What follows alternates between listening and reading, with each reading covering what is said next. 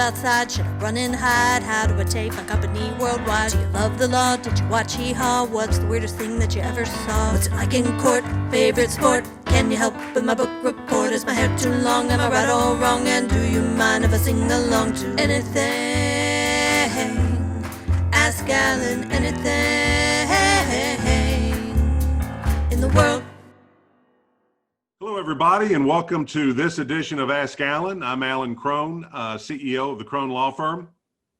And today we have Leigh Mansberg with us, who is the president of Junior Achievement of Memphis. And she has agreed to come on the show today and talk about herself and talk about Junior Achievement. Leigh, thank you for your time. Thank you, Alan. It's good to be here.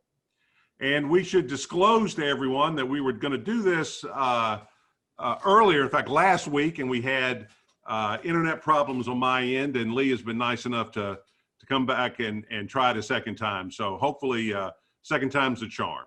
Absolutely. Has to be. All right. Now, I understand from our last conversation that you're from Arkansas. I am. I'm from Pine Bluff, Arkansas. My mom's a Memphian, my dad's an Arkansan. So I get to straddle the Mississippi River quite nicely.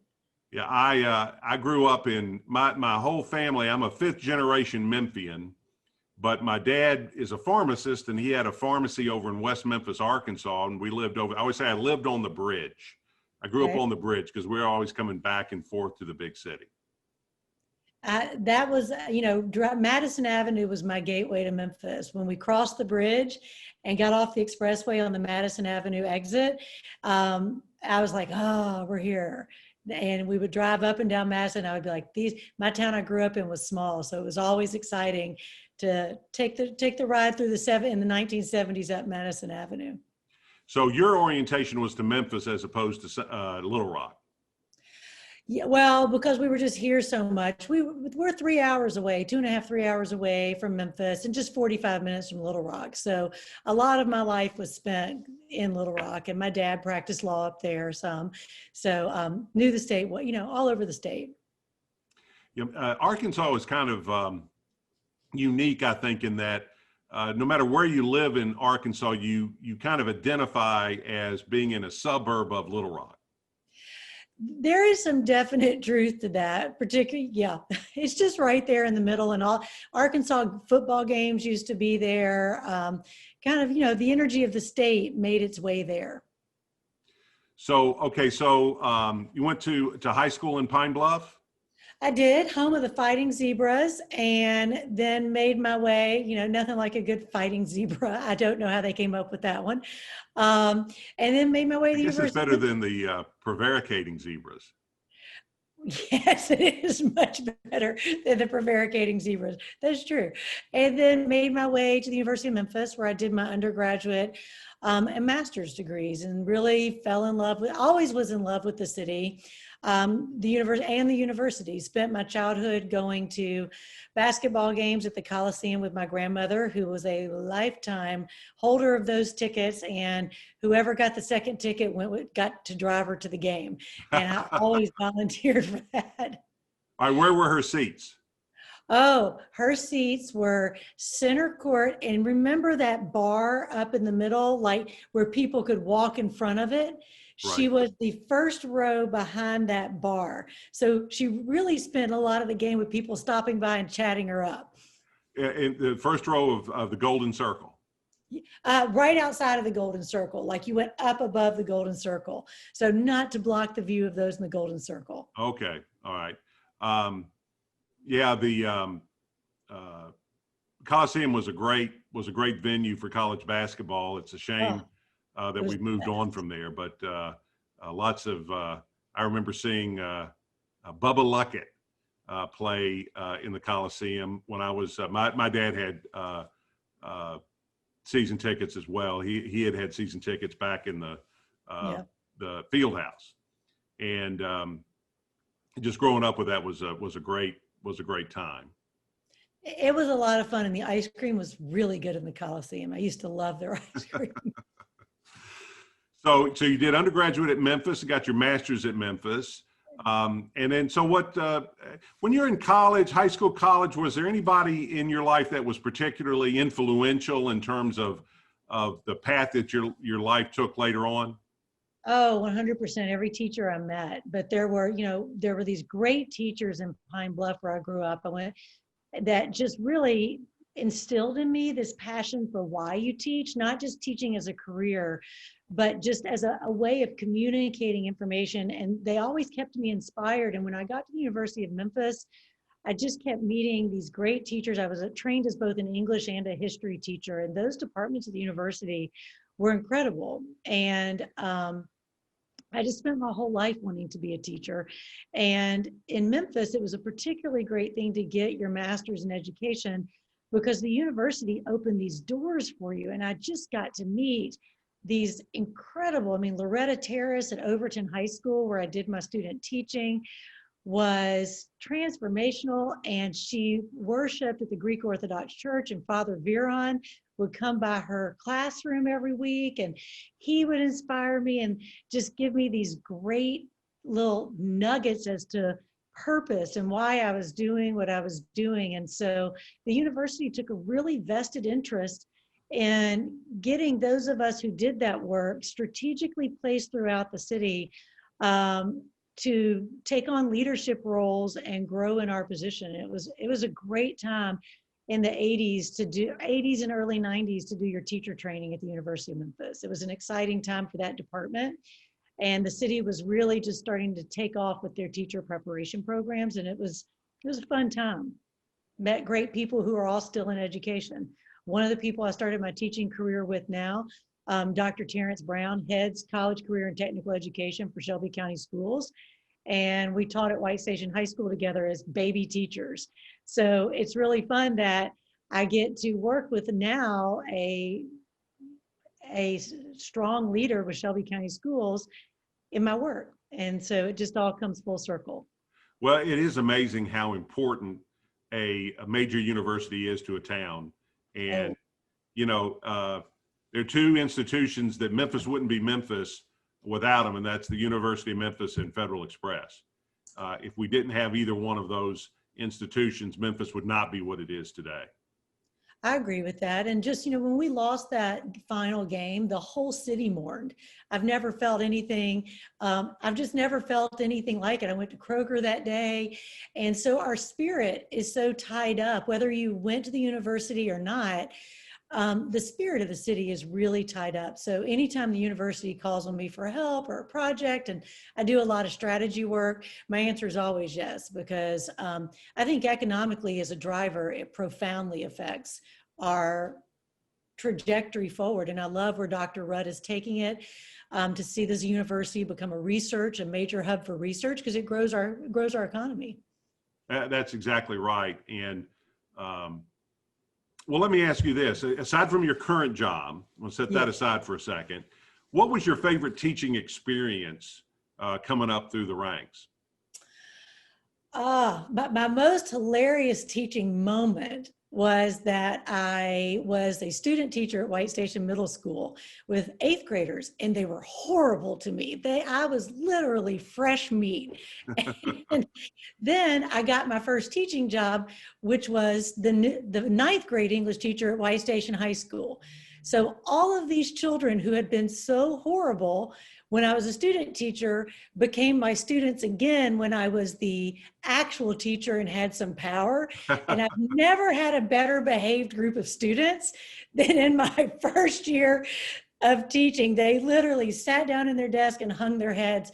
But I had a great time at Overton High School when I was a student teacher there. Lula Mae Hedgeman was the performing arts teacher, and Overton was at the height of its choir and performance days. Right. And that was fun. I was Eric Gales's senior English teacher, so got to teach a fantastic Memphis blues artist, which was really cool. And then when I was at St. Mary's, leading a generation of bold women, it just was work that it was fun to. I've always loved education and children and inspiring the future. Well, that's great. I always have a soft spot for teachers. My mother is a teacher, She taught in the Memphis City schools for years. Where'd she And teach? she was an art teacher. And she has a number of stories like that. The moral of that story, of that middle school and high school story is you never know when you're going to see people again. You know, you never know that the student teacher you have today may be your English teacher tomorrow. You should be nice to everybody. You should be, yes, the moral of the story is. Absolutely. Well, very good. So now you're at Junior Achievement. I see the connection between Junior Achievement and teaching, but tell me how did it happen that a good public school teacher like yourself ended up the president of Junior Achievement of Memphis? That it was an interesting journey the last few years. So when I finished, I'd been both in public education and private education, and I grew a real passion for the actual business of education, and had started some graduate school work on my MBA, and was fortunate enough to get an opportunity to go to work for a private finance company to build out some infrastructure for them in exchange for them to teach me how you buy and sell companies, how you build pro formas and cost of goods. And I really fell in love with the work, but my heart's with nonprofit service. My heart is with lifting up Memphis through those avenues and not the for-profit world. And so I left that world to go, was recruited by Leslie Lynn Smith as the Chief Operating Officer of Epicenter, and loved that work and learned so much from her about how we build businesses for minorities, how we build businesses with women, how we look at the drivers of our economy. And every day was an amazing learning experience. But the fact of the matter is I'm a great educator for children. And when Junior Achievement's position opened up, I really asked myself the question, well, if the work that's taking place at Epicenter could drop down to our kindergarten through 12th grade children so that we could facilitate the path forward even faster, so that children who wanted to start businesses and young adults knew how to be properly banked before they even graduate high school, how powerful could that be for Epicenter when they're ready to, deploy their capital stack? So I really felt called to this place last summer when I started, but I really gave the board a challenge that how about if we turn this into a school, that we look at it as a curriculum driver and not this place that just teaches kind of financial literacy and workforce readiness and entrepreneurship, but we're actually a school and we change our entire mentality, which we've done. And very aggressively so. The board has been amazing. And so Junior Achievement is a school. We just happen to serve hundreds of schools throughout 23 counties in the Mid-South. Well, I agree with you. I think that one of the challenges we have in Memphis particularly is folks that are at lower income and have been generationally in lower income. And, in Memphis, that the large majority of those folks are African-American, although there are lots of folks in different ethnic and racial groups that comprise that as well. But a lot of those folks don't have the frame of reference to know what they can do, right. And I think there's a lot of misinformation out there about how starting a business works. And I think some people think that, well, you just get handed a bunch of resources or you just kind of know how to do it, when in fact there's a skill set you have to develop to be able to operate in business. I agree. I think that's a fair point. And if children who are young can understand this. And so we're very excited. We're doing a great project with Ike Griffith with the Department of Youth Services. I know he mentioned it on an episode of the show. I enjoyed listening to it. But we're super excited for National Entrepreneurship Month. And Ike has been a huge partner. I mean, we just have so much fun working with that division. And we'll bring National Entrepreneurship Month to, I think, almost 700 children. And we'll use our curriculum, JAB Entrepreneurial. We will bring launch lessons, which is bringing Memphis's emerging and established entrepreneurs to our children all over the city, and let them really see themselves in the work and ask questions. We launched it last year. It was an incredible experience. So we're excited to bring it. We've scaled it up and we're excited to bring it to a lot more children. Well, why don't you tell us in 2020, what is the scope of junior achievement, and what is it that you're doing? What's your mission? What are you doing day to day to accomplish the mission? Well, day to day is everybody has adapted. Our number one, when COVID began, I said to the team, our only challenge this year is to be relevant so that when we are past COVID, people were glad we were here, and I hope they are. We see ourselves, I think this is a question that begins with a mentality of how we see our work. We see our work as batting second, that the schools, the aftercare programs that we serve are coming up to bat first.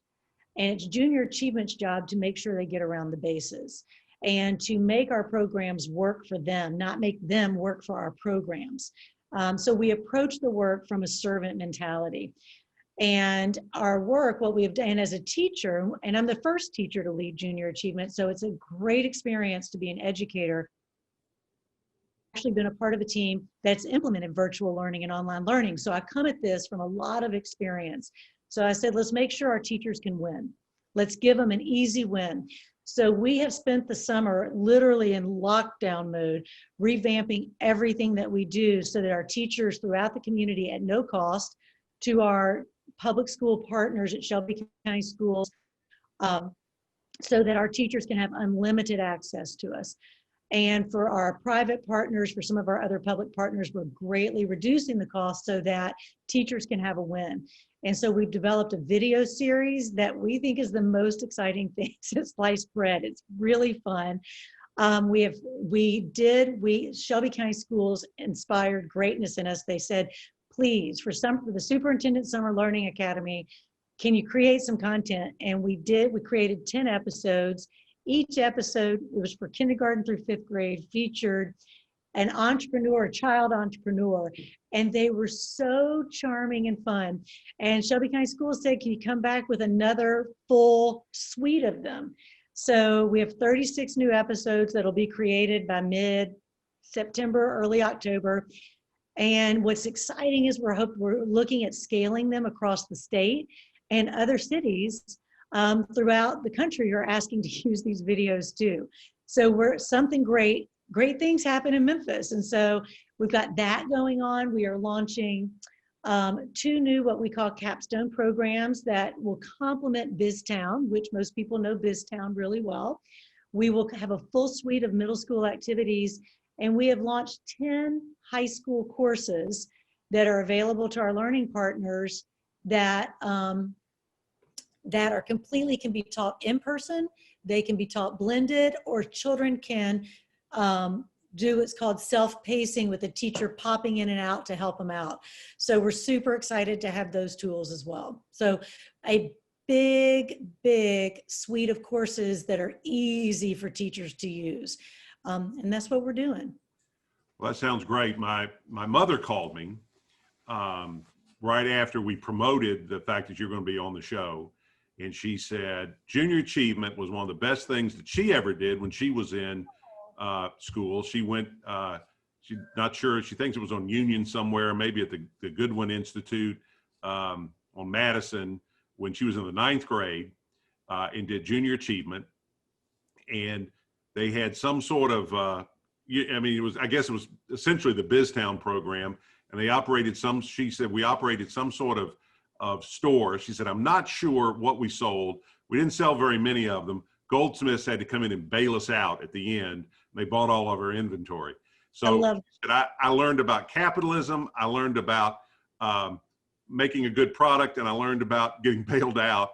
And she said it wasn't very fun. It was kind of humiliating to be bailed out. So she said that was a good experience because I never wanted that to happen to me again. Well, good for her. And that is one of the best lessons. If our children can have this entrepreneurial mindset, you have to fail. And failing early is not a bad thing, because children develop the resiliency they need, as your mother did, to get up and keep fighting. And these times will require our children to be more resilient than ever. And if our curriculum teaches anything, that's one of the most important things that it can teach, is the resiliency of an entrepreneur. They just keep getting back up. And I represent a lot of entrepreneurs, and I think the great ones, exactly right. They you know, the way they look at it is, well, this doesn't work. That tells me what doesn't work. Now I can find something that does work. But I think there are a lot of people, I think right now, maybe more so than any time I can think of, it's kind of trendy to be an entrepreneur. And a lot of people get into it without really knowing what's expected or what's required to be successful. And is there some part of your program that helps discuss that part of it? Well, I think readiness is the key word we're looking for here, is that you got to always have your ducks in a row, and teaching that this is, you can't be careless with your resources. So our lessons teach, resources are hard to come by, and being a good steward of them. So we really do, we always want to plant hope, but we have to teach our children to create, we love the expression that, we plant, it's a, out of the Catholic Church, there's this great expression that we plant seeds for a future not our own. And to plant the seeds, you have to cultivate the soil well. And so Junior Achievement's mission is really hoping that when our children, our hope is to have them fully through our curriculum by the end of 8th grade, so that they really enter high school intentionally with well-toiled soil, that they spend their high school careers smartly preparing themselves for if they want to launch a business post high school, or if they want to go on and use, to use the amazing resource, the state of Tennessee, to go to Shelby, to Southwest, to go to TCAT, to go to more tech. They're using those well, or if they want to go on to University of Memphis or CBU or Rhodes, that they really understand the process to building toward what they want to build. How many students are you able to reach each year?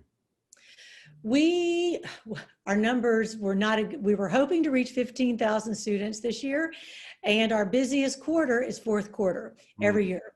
So it's a bad question to ask this year. That hurt. But, in general, between 12 and 15,000 children a year. That's why we're adding new programs. We're about to see that scale very quickly. We know that we will far surpass 15,000 children this year. In the first 2 weeks of our program year, we reached almost 2,000 children with this video series. And so, we reach a lot of children and we build the base. But most important to me, a lot of people like those metrics, but I want to know, and we have collective impact around the children we reach, because it's got to be good. I mean, we can reach a lot of children, but if it's mediocre, we haven't done our work. So we are wrapping around beta testing our Finance Park virtual program. It's really interesting. It's our new 7th grade program, and it's about personal budgeting. Was designed to do a beta test between 500 and 800 children.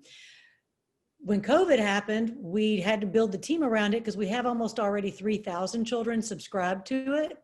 So what's exciting about that program is that it takes 14 hours per child to get through that program. So then when you multiply 3,000 times 14 hours, that's some really amazing impact, right? And we're really excited about that. We've had to realign our staff members to support all of this, but who cares? It's good work. And so we're really excited about it. Well, you should be. It sounds like what we need. And so are you in all of the Shelby County schools? We are working with different departments of the schools. Our goal would be to be in all the schools. We're hoping the video series, K-5, will be in all the schools. We'll see. The Department of Student Services under Dr. Billy Walker has been so supportive. He and his team have been, we have done this project with his team, and they've been amazing. The College, Career, and Technical Education Department under Dr. Brown and with Philip Dotson have been such great partners. We're working in partnership with them with the virtual career fair, with Tech Ed to Go. So we've got multiple partners throughout the city leveraging our skills. Instead of everybody kind of being in a silo, we've just opened ourselves up and said, come on, let's all work together. Let's figure this out. And then we will be running a career exploration in May called Inspire for college, career, and technical education that is going to be a career exploration on steroids. It is going to be so much fun, and we're super excited to welcome all of their students to that. So we're being very strategic, and we hope to scale that career fair up to all 8th grade children, but we're going to start with 2,000. And hopefully we'll scale that up. We're hoping to scale it by 2023 to all 8th grade children, but we need to make sure it's what the district wants. It's not about what we want. It's what we hope for, but I want the district to believe in our work, and earning their trust and being a valued partner to them and a solution provider to them is what's most important to me. So we will listen carefully and be a partner with them. Well, I know you'll be a good partner, and I know that every child that you can reach on this, no matter what their background is, this is such good information. And it's the kind of information that feels like it ought to be more prevalent in schools of every type, but every type of school is eliminating it in favor of more, I guess, more core subjects, for lack of a better word. And that's a shame. Well, we're working around that. We're very pleased to be a part of a national organization that advocates for us in Congress with the Community Reinvestment Act, and that aligns our program with Tennessee's Department of Education standards. So we align with social studies curriculum, we align with math curriculum, so that we're able to say to the teachers, as you start preparing for your end of year test, we can help you reach your goals doing it through this curriculum. So it doesn't have to be either or. We are working really hard to be a both and solution for them. All right, well, very good. Well, Leigh, I think that's about all of our time. I really having so much fun, Alan. I know, me too. I really have enjoyed talking with you, and I've enjoyed learning about junior achievement. I thought I knew, I guess I knew what my mother's junior achievement was and mine, but I didn't know what we were doing now. And I love all of the education programming that you're doing, so that you don't have to, it sounds like you don't have to come to BizTown necessarily to get what junior achievement has to offer. Not at all. We have a big world that needs. So you're right. Thank you. All right. Well, thank you, Leigh. I appreciate it. I appreciate everybody listening to Ask Alan, and I'll see you next time. Again, Leigh, thank you very much, and I'll see you around campus. Oh, I'll be there.